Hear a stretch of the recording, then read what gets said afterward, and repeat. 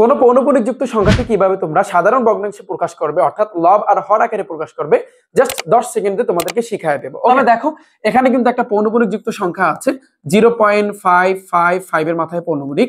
এখন এই সংখ্যাটাকে তুমি কিভাবে সাধারণ ভগ্নাংশে প্রকাশ করতে পারবে? দেখো এটা করার জন্য দুইটা কাজ তোমার করতে হবে। একটা হচ্ছে কিন্তু ভাইয়া উপরের কাজ আর হচ্ছে কিন্তু তোমার নিচের কাজ। মাথায় রাখবা, গেঁথে নিবা, মাথায় গেঁথে নাও যে ভাইয়া নিচের কাজটা হচ্ছে তোমরা দেখো এই সংখ্যাটার ভিতরে দশমিকের আগেও সংখ্যা আছে, পরেও সংখ্যা আছে। তাহলে নিচের যে কাজটা হচ্ছে ভাইয়া দশমিকের পরের কাজ। আমি আবারও বলি নিচের কাজ হচ্ছে কিন্তু ভাইয়া তোমার দশমিকের পরের কাজ, আর উপরের কাজটা হচ্ছে কিন্তু পুরো সংখ্যা নিয়ে কাজ। ওকে, তাহলে নিচের কাজটা আগে করি। দেখো দশমিকের পরে মাথায় রাখবা যার মাথায় পৌনঃপুনিক আছে ওইটার পরিবর্তে একটা 9 দিতে হবে।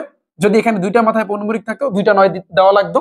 আর যাদের মাথায় পৌনঃপুনিক নাই ওই কটার পরিবর্তে তোমার 0। তাহলে দেখো দশমিকের পরে একটার মাথায় পৌনঃপুনিক আছে তার মানে একটা আমরা 9 দিলাম, আর দুইটার মাথায় পৌনঃপুনিক নাই তার মানে কিন্তু আমাদের দুইটা 0 দিতে হবে। ডান। এই গেল হচ্ছে কিন্তু নিচের কাজ। উপরের কাজ কি? এখানে যতগুলো সংখ্যা আছে একেবারে সবগুলো সংখ্যা তোমার তুলতে হবে। ফার্স্টে দেখো 0555 আমি দিলাম। আবার কিন্তু ভাইয়া তোমার বিয়োগ দিতে হবে। বলো ভাইয়া কি দ্বারা আমরা বিয়োগ করব? এখানে পৌনঃপুনিক যার মাথায় আছে ওইটা বাদে বাকি যে সংখ্যাগুলো আছে ওই সংখ্যা কিন্তু বিয়োগের পরে দিতে হবে। তাহলে পৌনঃপুনিক এই 5 বাদে এখানে আছে 0 আর 5 আর 5, এইগুলো তোমার এখানে দিতে হবে। ডান। এরপরে মাথায় রাখবা যে ভাইয়া যে শুরুতে যদি 0 বসে এই 0-র কোনো ভ্যালু নাই, তাহলে এই 0 বাদ, আবার এটাও কিন্তু ভাইয়া বাদ।